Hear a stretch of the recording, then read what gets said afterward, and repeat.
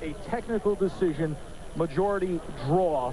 A good showing in the early rounds for Manny Sepeda, but clearly not what Bones Adams was looking for at this stage of the game. He came here to show that he is back, that he is getting back on the winning track, and that he's ready to cash in again at that top tier of the featherweight division. I had the breakfast with Bones today, and we were talking, and he said, Ray, look, I've had a lot of fights. I'm going on the twilight of my career. I'm looking for one major shot.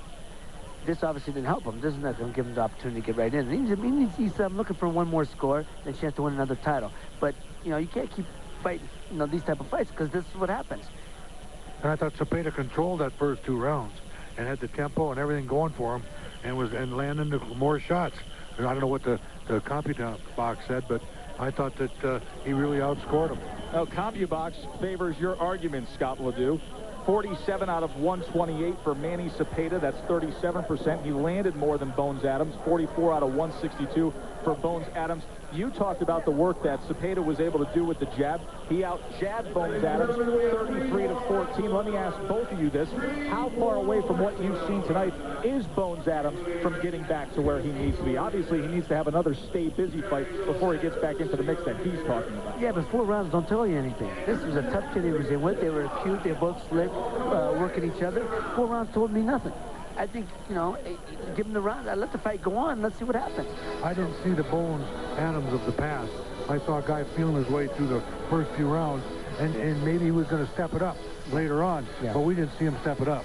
Guys, it's so interesting to have the two of you here with us when we have a situation here like this, because you guys were there in the old school glory days of the late 70s. Ray, you took your career a little deeper than Scott did into the 80s, but you touched upon it, and we saw it a couple weeks ago with Vitaly Klitschko. I can assume in that fight also, just listening to you here with us tonight, that you would have liked to see Klitschko get more rounds of action. I would have, but I said that fight needed to be stopped. Okay. I mean, when the cut man's whole hand is going inside his eye, that was bad. So you do draw the line? No, absolutely. That was a lot of cuts. And I thought he was winning the fight. I thought he was slapping Lennox Lewis around.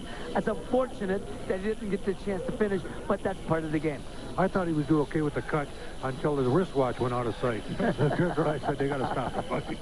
But it was a great fight. And really exciting for the short time it was on. The one thing I questioned though about that fight, did Lennox Lewis get old on us that night?